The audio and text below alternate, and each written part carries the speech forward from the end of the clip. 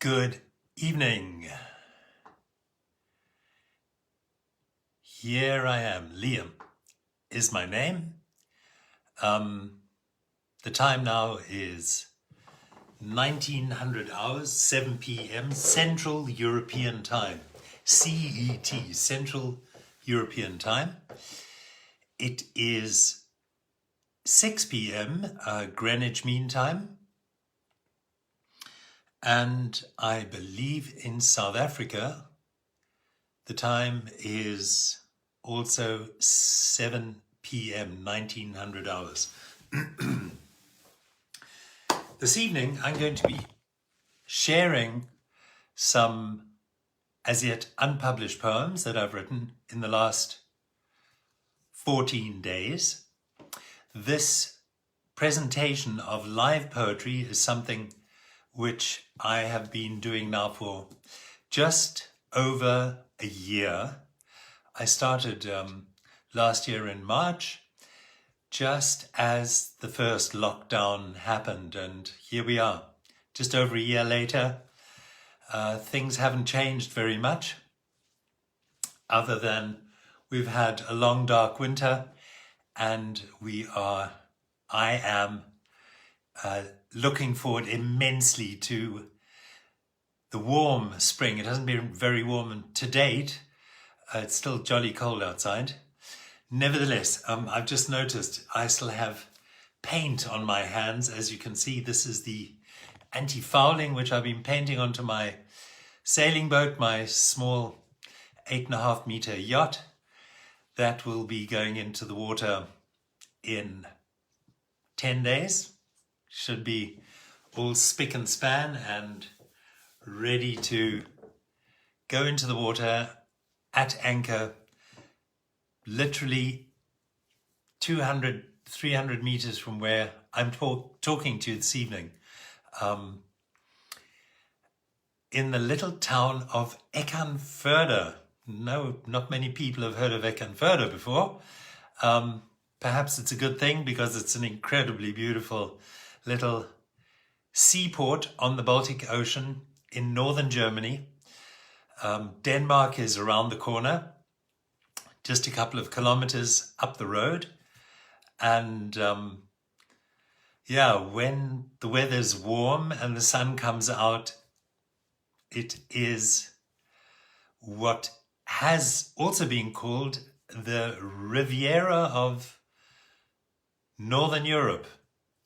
It's beautiful, long, white beaches, lots and lots of sailing boats, and actually a beautiful place to live, yeah.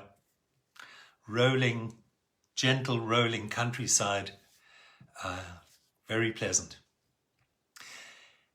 Anyway, here we are. I'm here to read some poetry, and I can see I have two guests.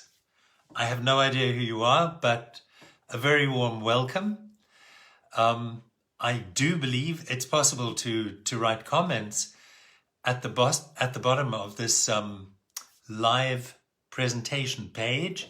So should you feel inclined to make a comment, leave a comment, make a suggestion, anything, just make yourself known.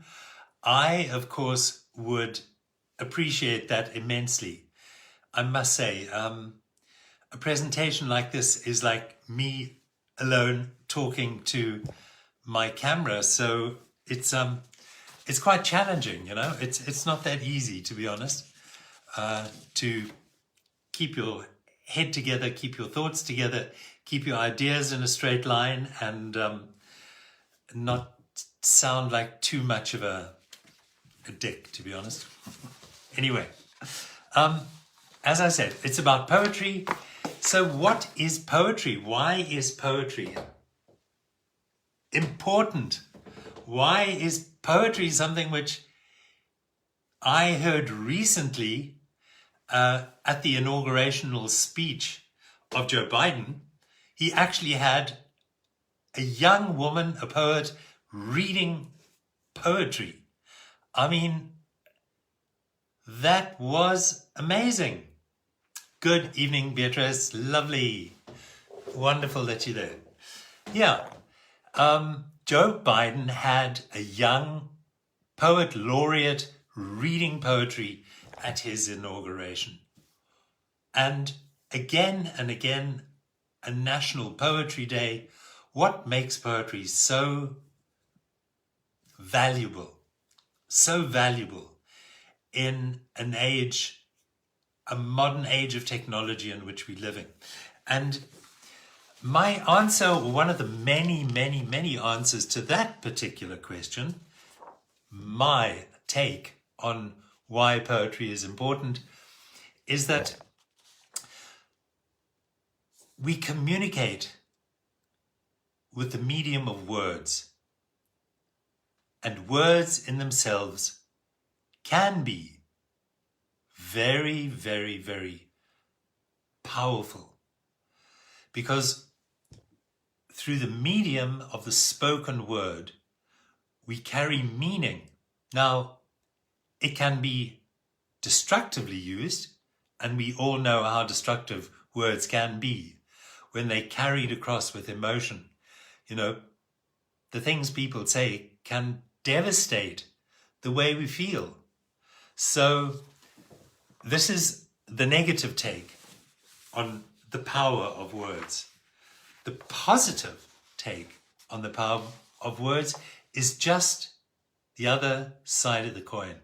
And that's the shiny side that I would like to represent with what it is that I write. Because most of the stuff that I write has an idea behind it. And the idea that I always try so hard to carry within the words that I write is in some way to speak to the feelings, your emotions, your personal, private, quiet world of soul. We all carry within us the invisible world of our own feelings and emotions, commonly also known as the world of the soul. And in the world in which we live, so much chaos, misunderstanding, and unhappiness comes about through misunderstanding what it is that we actually say to one another. There was this great expression which said, between what I say and what you understand, so much love is lost. Because we understand with as much as we are able to experience in what it is that we hear.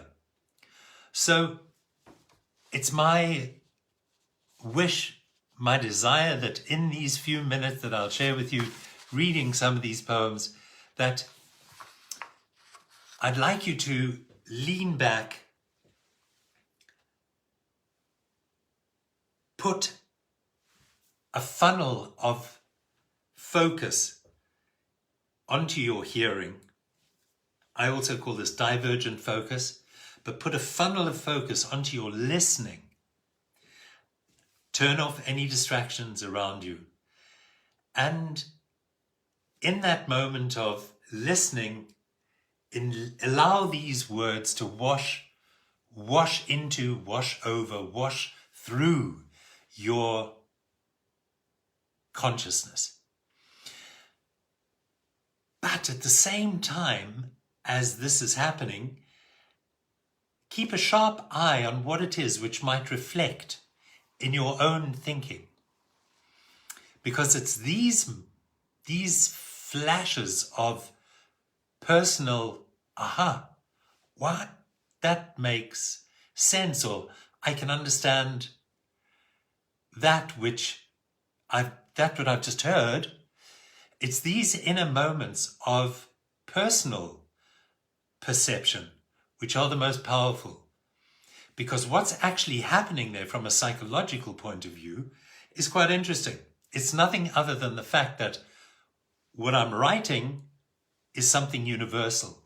And when that universality is perceived by you, that means that it's actually latent in your own understanding.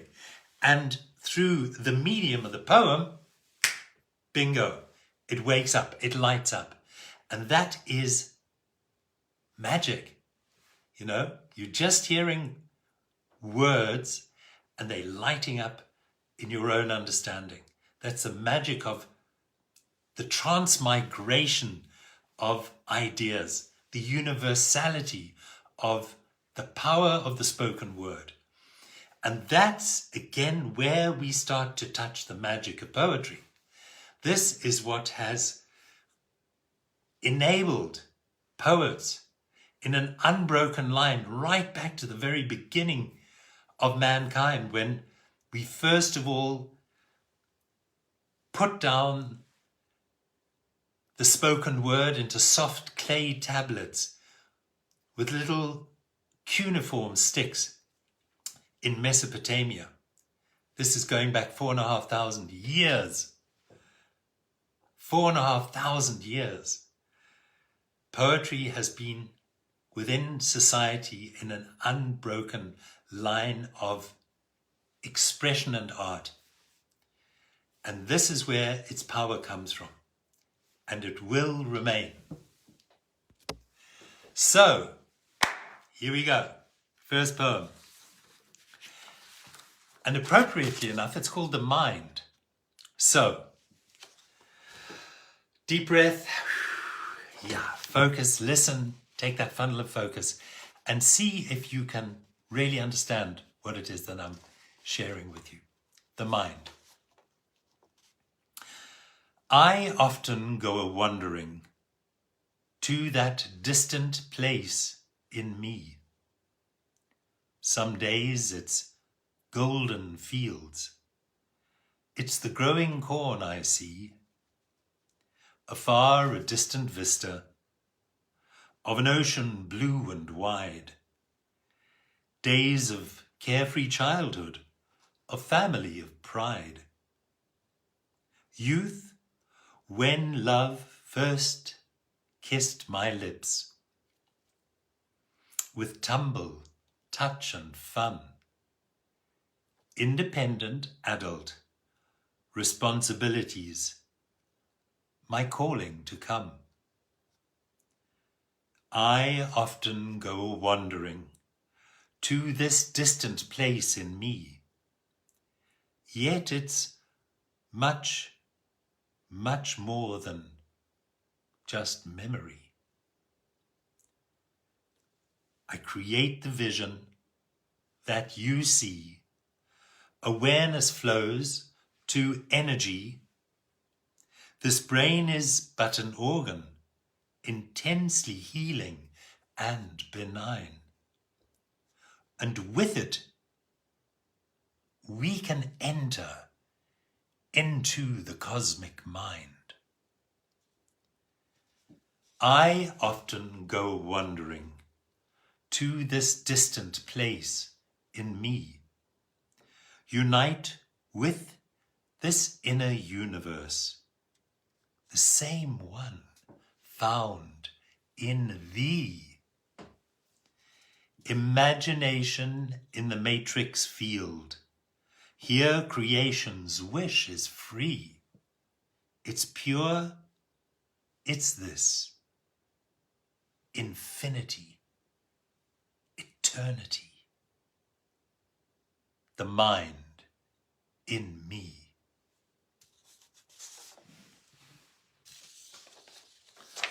Yeah, there you are. A poem creating the story of where it is and what it is that we can do with the mind, the eye of the mind. The second poem is, I would rate this as an emotional. This last poem is I would call an inspirational poem, enabling us to, it touches on those feelings of inspiration. This poem, Enough, as it's called, would touch on the emotions, an emotional poem. And so it is in the books that all the poetry that I've written, I have sorted into categories. Yeah? So these poems are not just, they all have particular categories. Categories which are pertinent to our human nature. And of course, emotions is a very, very powerful one. So here we go, enough. My primary, initial and most valuable relationship is neither you nor them or the other. This love affair is invisible, quiet, and immersive. It's my responsibility to care, love, and support myself. It's the whisperer of encouragement in my moments of doubt. It's the shine of a smile after dancing about. It's the warm recognition both me and me are enough. Enough to fill the day with warm and well done. Enough to laugh in the shining sun. Enough to know this foundation is a fountain of who else can grow and learn this too.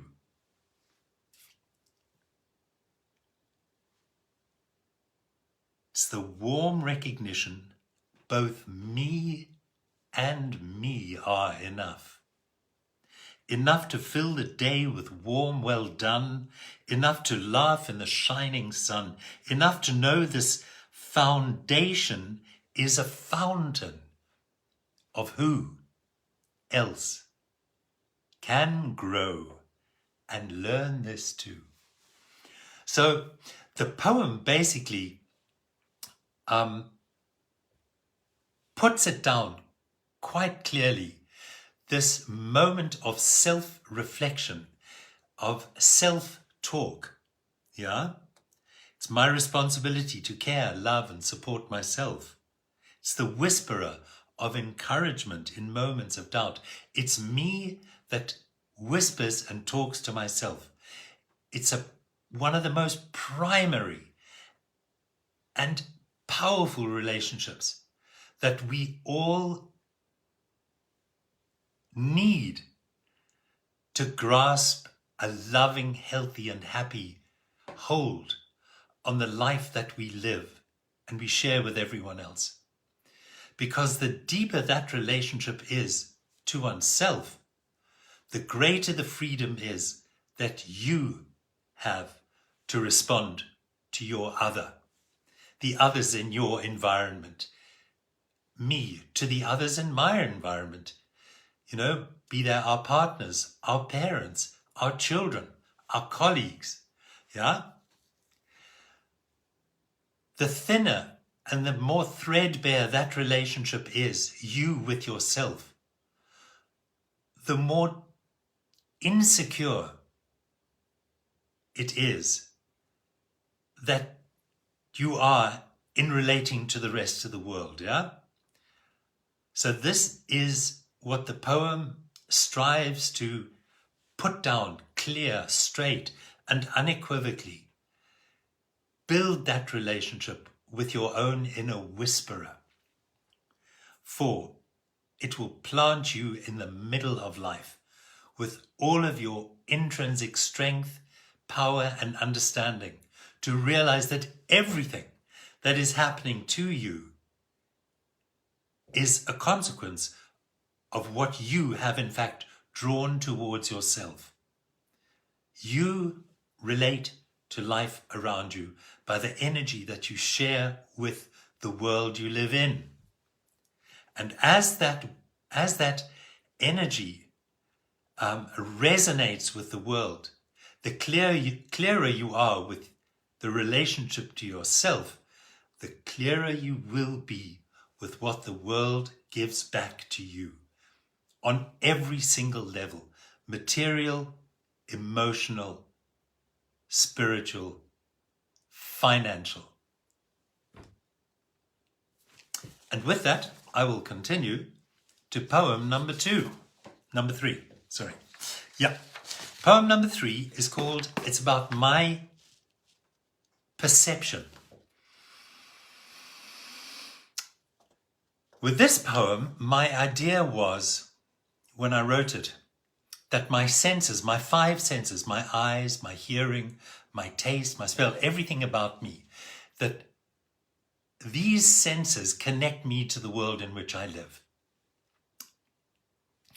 And these primary senses are, in fact, teachers. They enable me to learn more about what it is, the world in which I live. And there you are. So listen up and see if anything in this poem makes sense or resonates with you. My perceptions.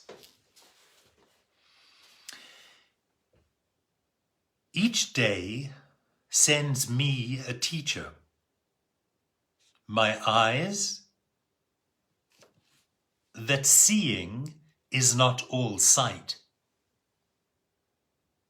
My words, that talking could contribute to understanding. My deeds, that doing ought be helping. Perception is also communication with the divine, where life, manifold and rich, shares its mystery with my depth of awareness. It's in the quietude of silence, though, in the stillness of peace, I lose the self within the ocean, afloat, a swimming in me. I become the drop you see. I become the wet you touch. I think these thoughts of you so much.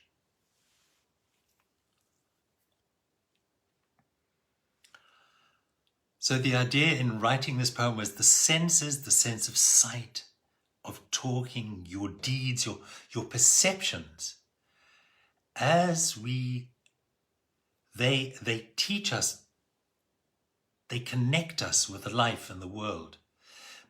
But when we close our eyes in meditation and we step back from our senses and we connect with the very essence that enables us to perceive the world in which we live, I lose myself within the ocean. When we close our eyes in and we go into that mode of meditation, your brain waves change to alpha. They go from delta to alpha. It's a dreamy state. Your self-awareness lets go of here am I, and we connect within the deep inner ocean.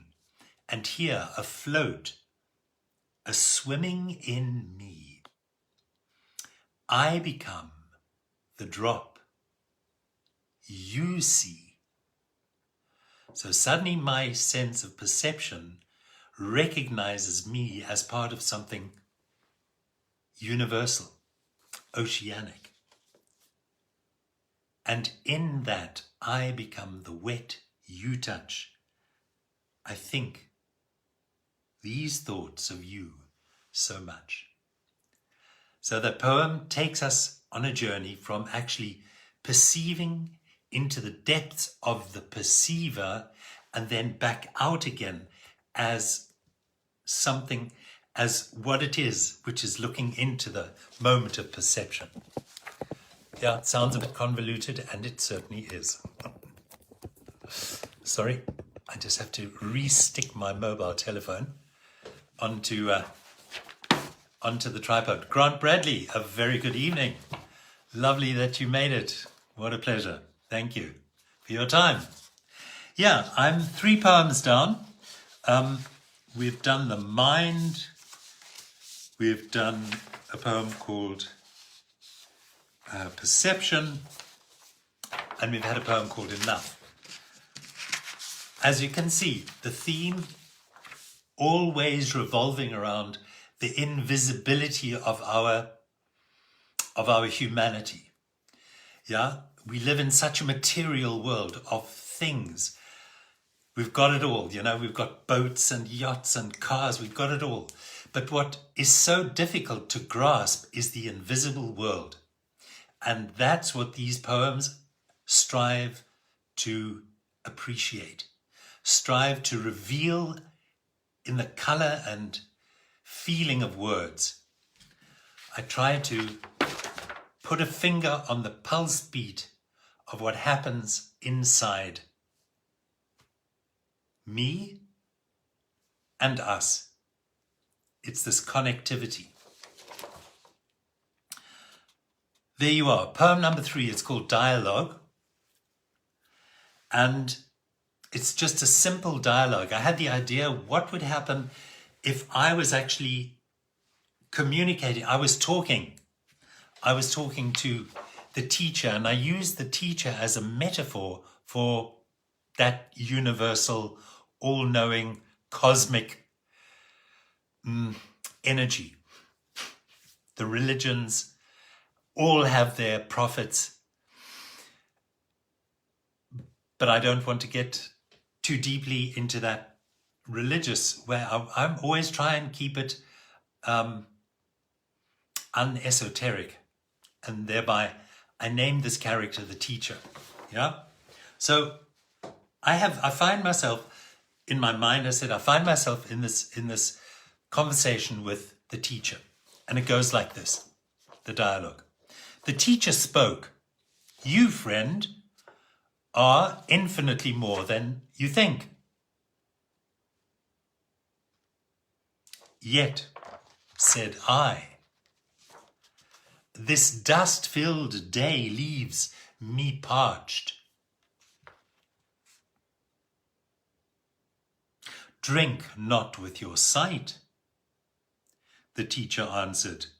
Refresh your thoughts in a quiet conversation with God. So closing my eyes, my mind was quickened by the fountain head.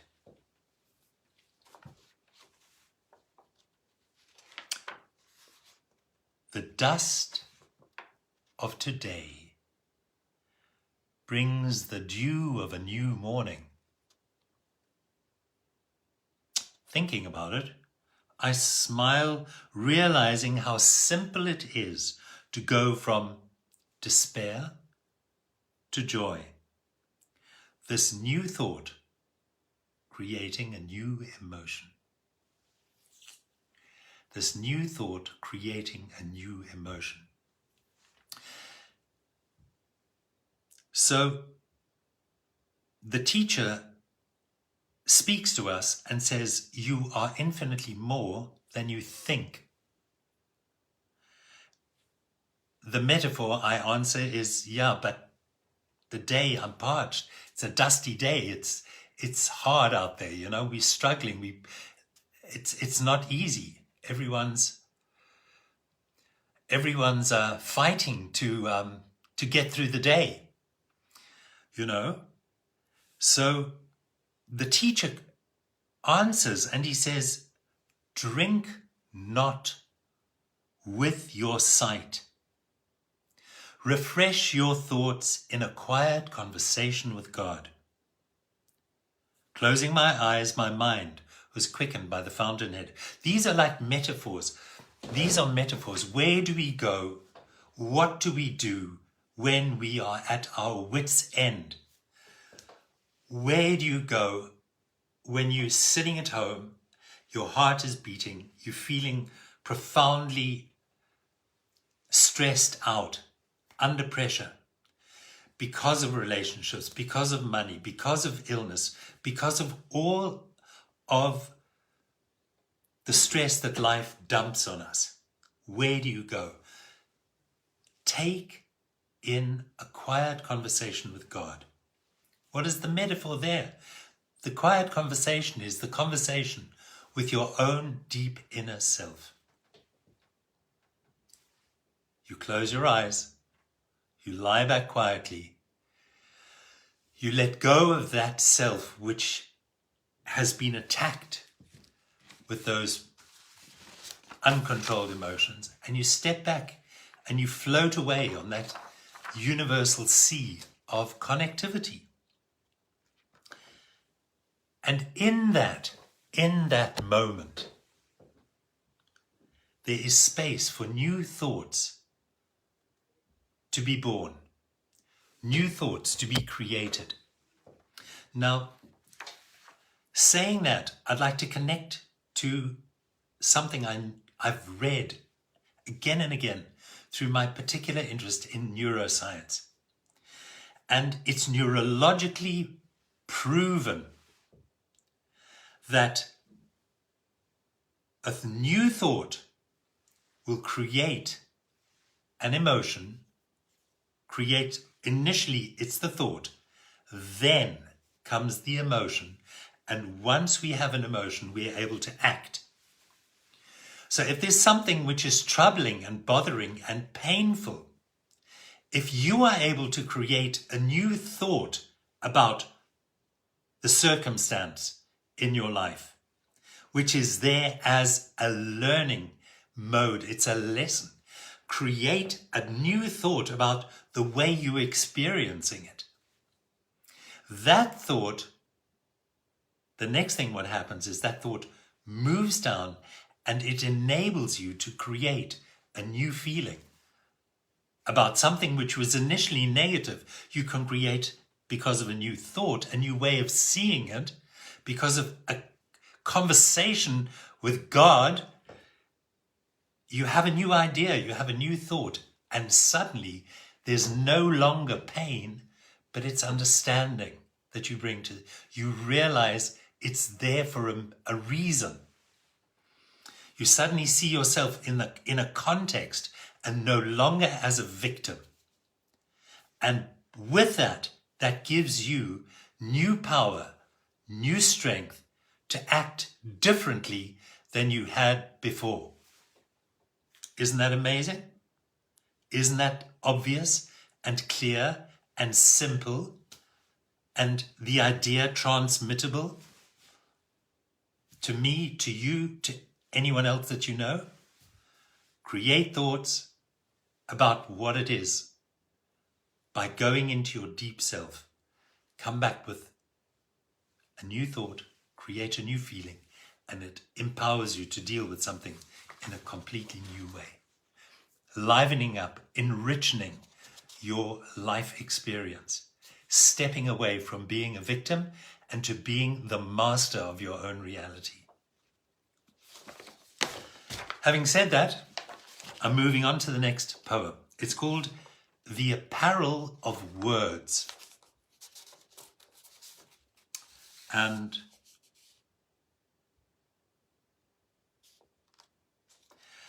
as I started the evening, I mentioned that I put into context for me the power of words. Yeah? And what I'm saying now in this poem, or what I'm exploring in this poem, is that words, in a way, clothe thoughts and ideas and feelings. Words, we wrap who we are and the way we communicate who we are with our world it's always a reflection of the words that we use, right? So this poem, The Apparel of Words. Words are never wasted. Words are never, ever wasted. They come from that invisible sea, from which those thirsty drink, who on the journey become parched for wisdom. Words, which are the apparel of thoughts, thoughts which are the substance of God, giving me meaning, enabling me to recognize universally the interconnectedness we experience while on the way home, on the way back to where we were before we were born.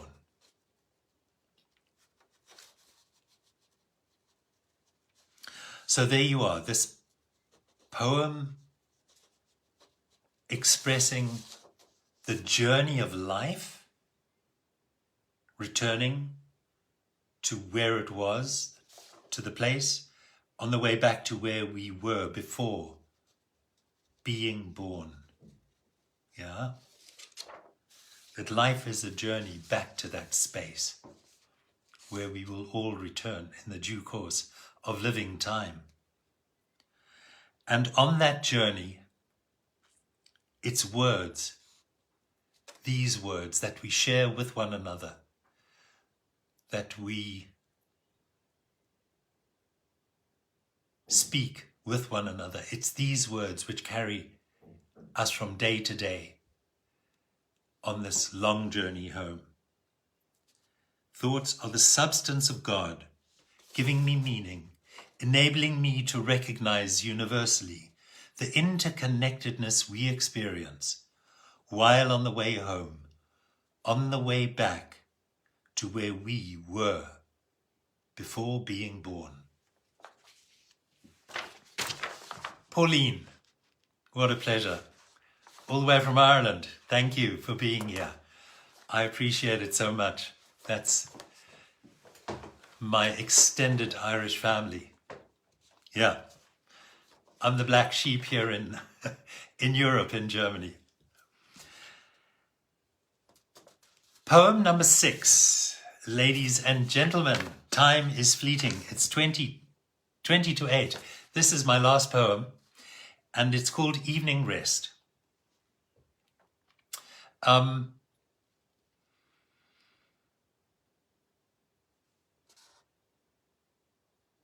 Yeah, I'll just read the poem and there we are. Talk about it after. Evening Rest. As this day now leaves to lie, rays once warm, they fill the sky, in colours changing to heaven bright. The blues to hues of reds, the white, the golden might of a day departed, and with me too. One more moment of bliss complete, of touch and love, of fleeting happy you. Yes, you, an angel dancing high, dancing clouds you cross my eye. Your horizon lies with me this day. You fill the night with a starry sky, with sparks, with thoughts, with dreams, with intervening flashes we unite. Build a picture, a cosmology, a heaven, a party book of light. Closing now my eyes to sleep, the wonder in my breast I'll keep, till waking nigh on morning's wing, anew a day together we'll sing. Rested. Yeah, let me read that last stanza. So basically it's a poem written about the end of the day, reflecting the sun, the setting sun, the experiences that we've taken, that we will take with us into the night.